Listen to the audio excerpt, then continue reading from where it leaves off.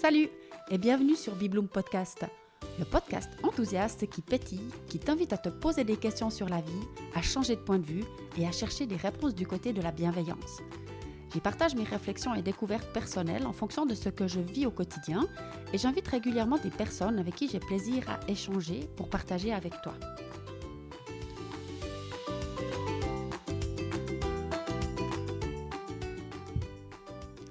Et aujourd'hui, je termine la trilogie de lancement de ce podcast en te présentant l'histoire de Bibloom après le jingle. À tout de suite!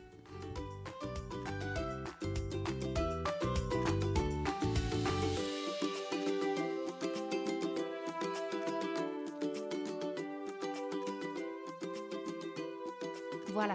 Alors il me semblait que pour bien terminer le lancement de ce Bibloom podcast, il manquait encore un chapitre d'introduction comme ça. Et ce chapitre consiste à t'expliquer en fait pourquoi Bibloom, comment tout ça est né. Alors aujourd'hui, quand on me demande qu'est-ce que je fais dans la vie, eh bien je réponds que je suis génératrice d'enthousiasme à la Bibloom Academy, qui est l'école de l'enthousiasme et de l'optimisme.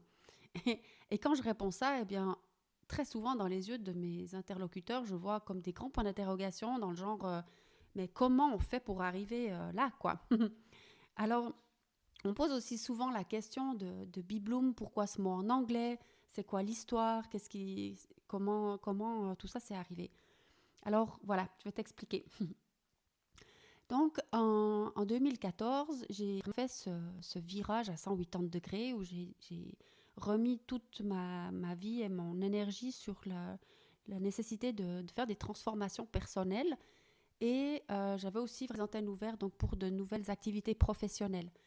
Et depuis là, en fait, pour moi, tout s'est mélangé entre mes transformations personnelles et ce que j'en fais d'un point de vue professionnel.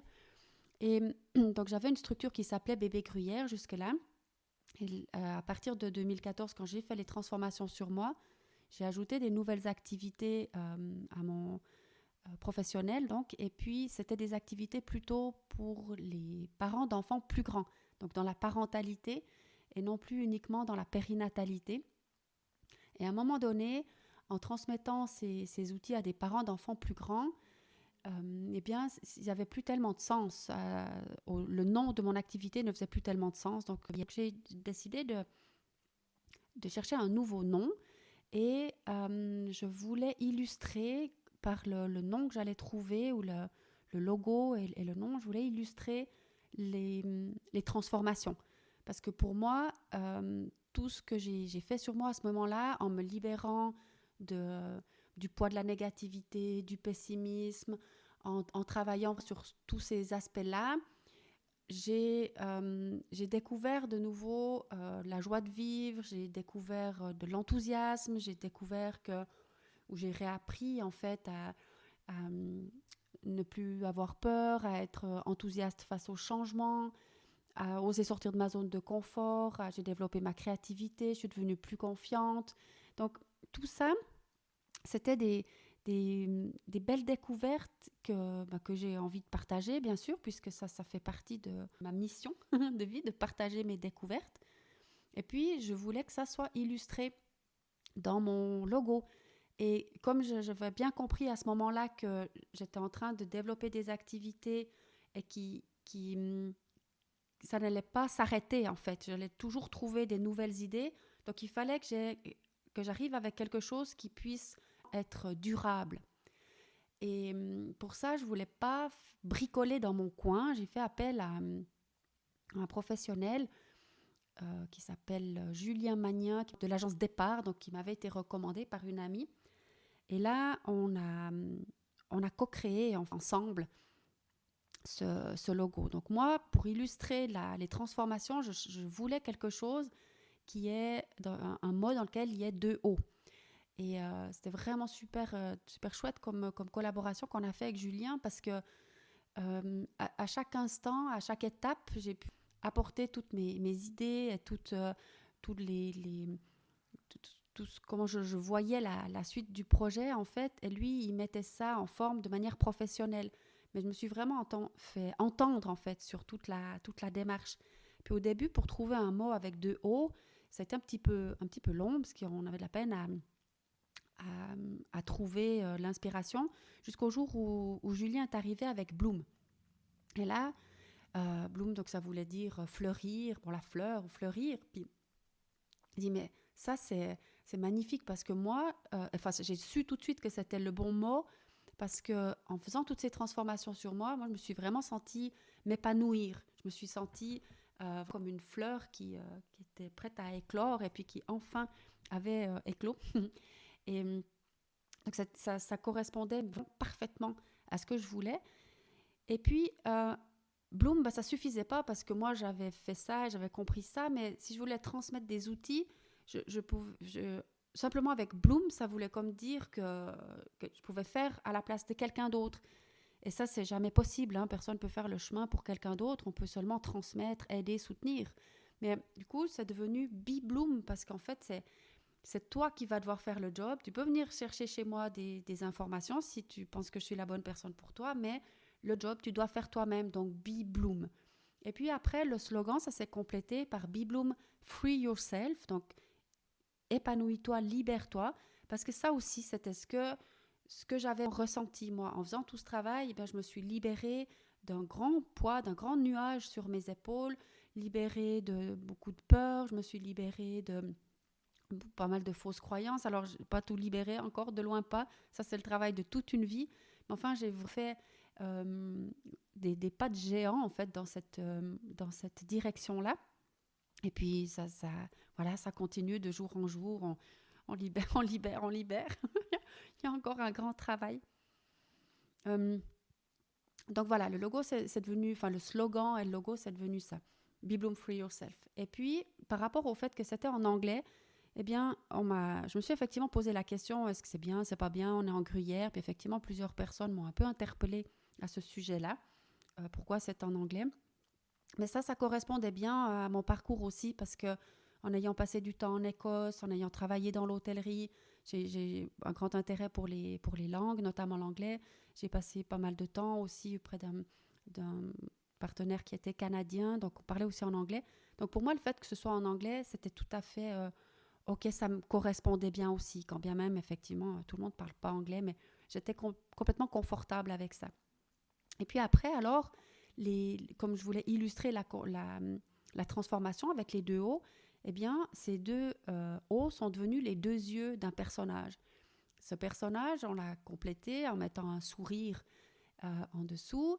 Et puis, comme je devais pouvoir m'adresser à une grande quantité de publics différents, les jeunes parents, les parents d'ados, le public professionnel aussi, donc il fallait que ce soit assez professionnel.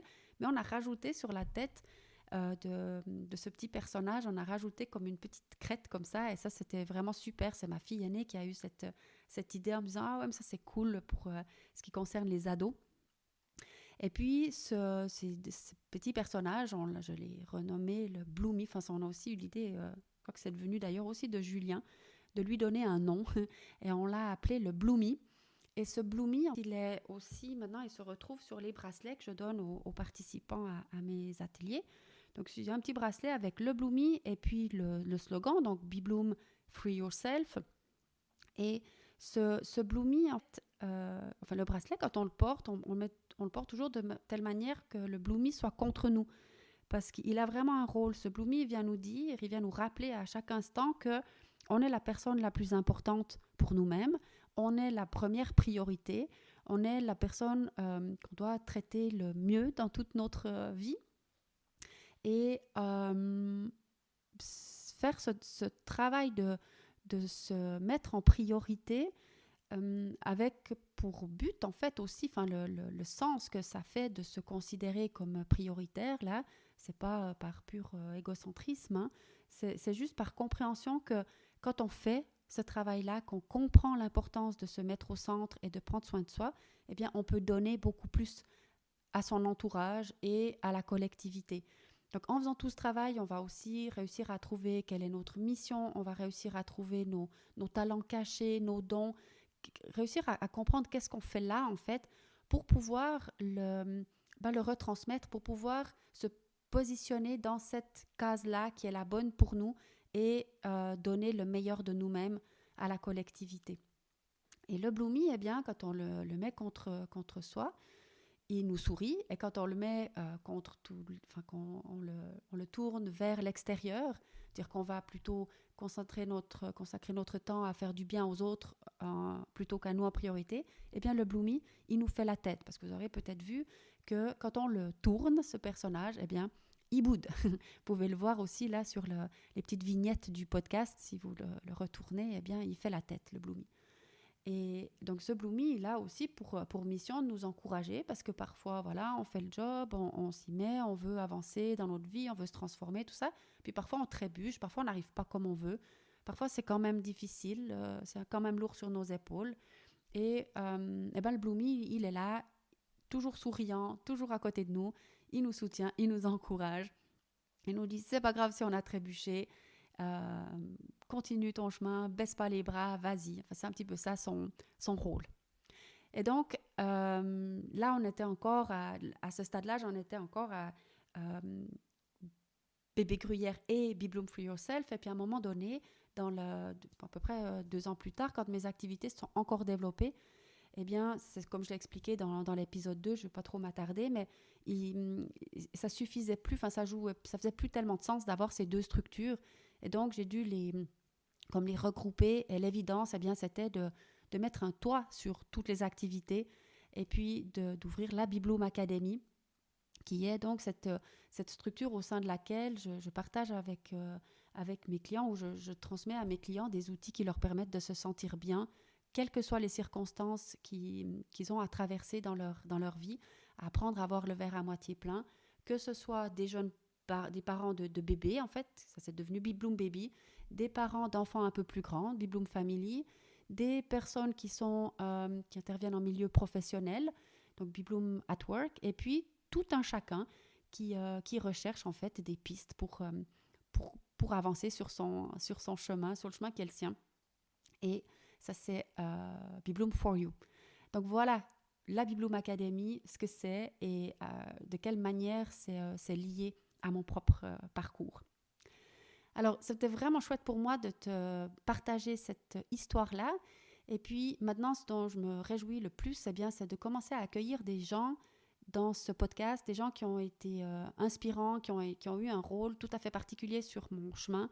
Et la personne que je vais interroger, que j'ai déjà interrogée d'ailleurs, pour rien vous cacher, c'est Caroline de Tulipe en janvier. Donc, elle sera là dans le 4e épisode avec moi.